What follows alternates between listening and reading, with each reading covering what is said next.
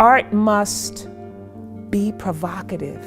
It must push us to a new place, or it's just the same old thing. And these photographs, in many, many different ways, push us to a new definition of the South that we love and fight with and speak of historically, but don't always speak of in contemporary ways. These photographs are a wonderful moment in which we take a reckoning of the region and try to see what it looks like at this particular moment.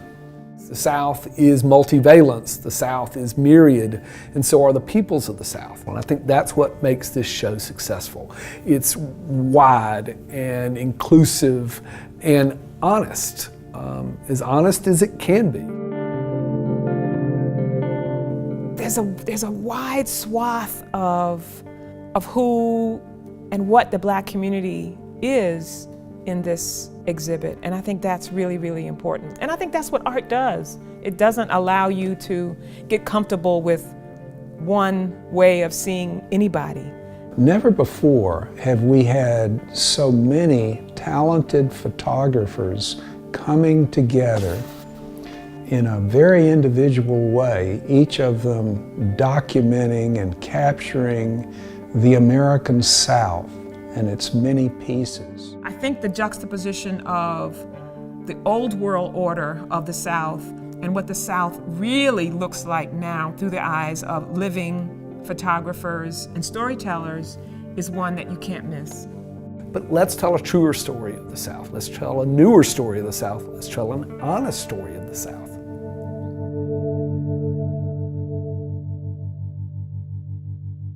One thing photography does that's especially important is it humanizes the place in which photographs are taken. We can think of Walker Evans's portraits of white sharecroppers. Today, we all feel as if we know those people because we've seen the photographs. We've entered their private space in their home, and we've seen them face to face. Photographers show me people, places, objects, frames of reference that I lack. And that's the mark of a good exhibit. That tension between what I know and what I don't know. The way I understand the South now and how I might understand the South better once I've encountered these photographs.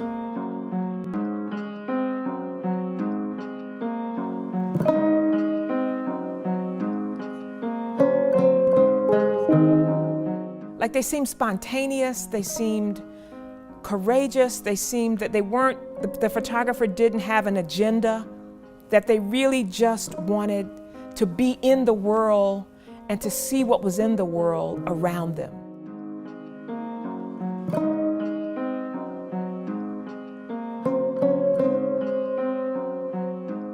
I'm not out there on the ground just clicking my camera away, okay? I'm waiting for a moment. I believe that there's certain places where something happens, where people really connect and something honest about their lives comes out. It's not like taking a snapshot where you just kind of bounce in and take a quick picture and run away. I mean, you really have to get to know a person when you're photographing them in this process.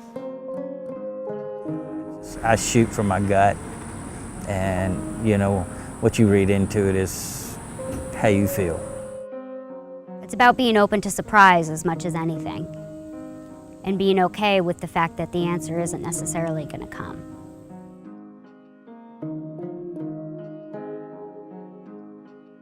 If you just have your camera with you at all times, you don't miss anything.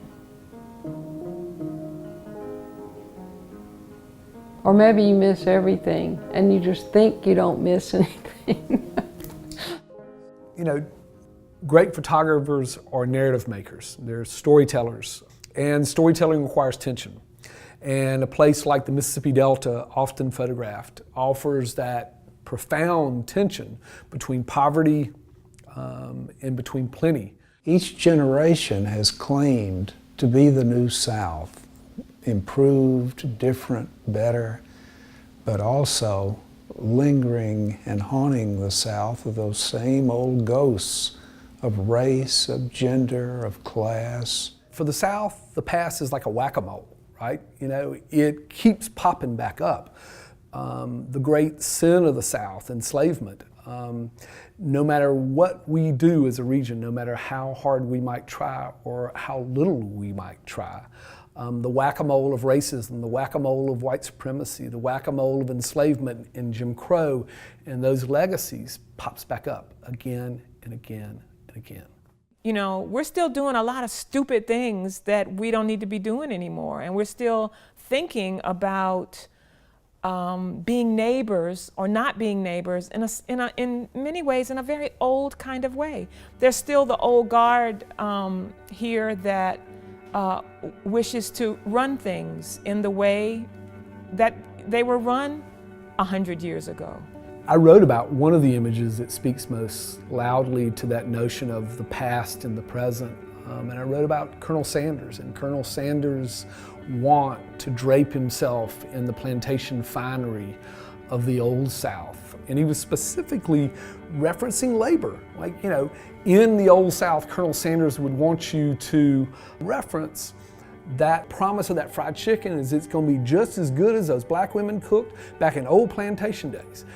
That's the subcutaneous truth. Growing up here as a black girl in the South, all I heard was stereotypes. All I still hear are stereotypes about what it means to be black.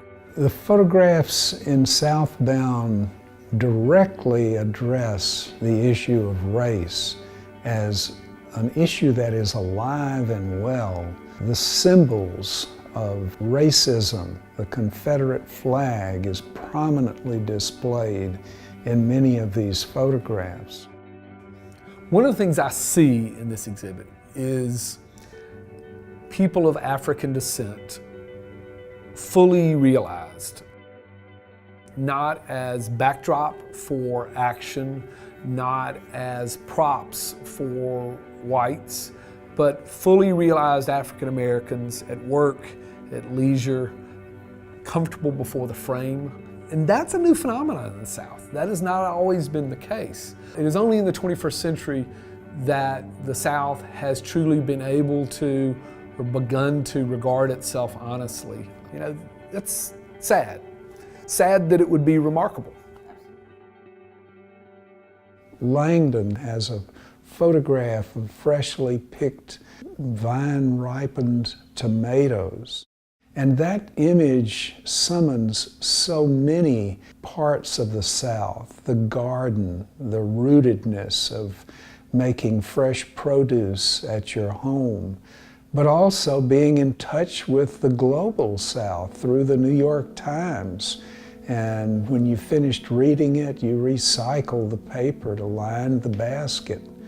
All of that is familiar, and we take it for granted, but all of a sudden it's not familiar. It becomes a moment captured that connects us in a much deeper way than we ever imagined.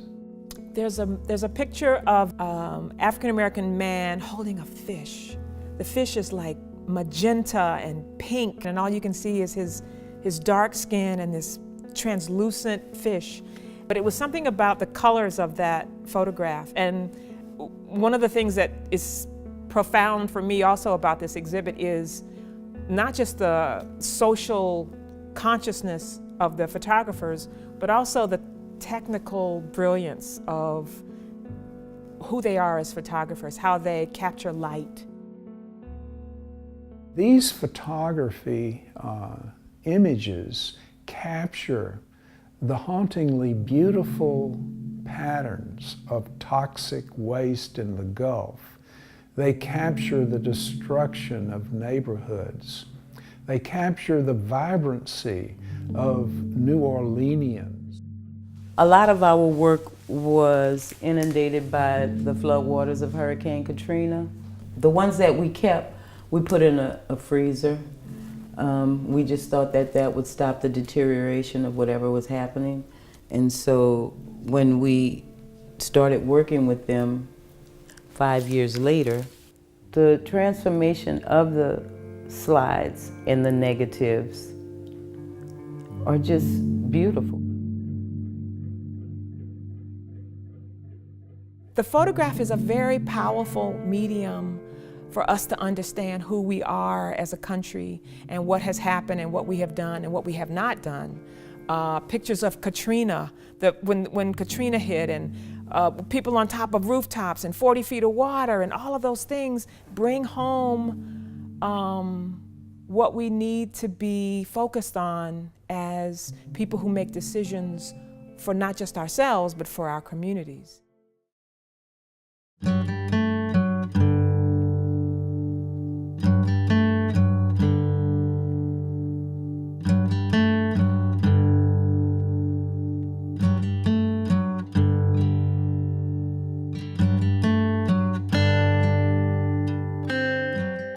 The South is a complex place.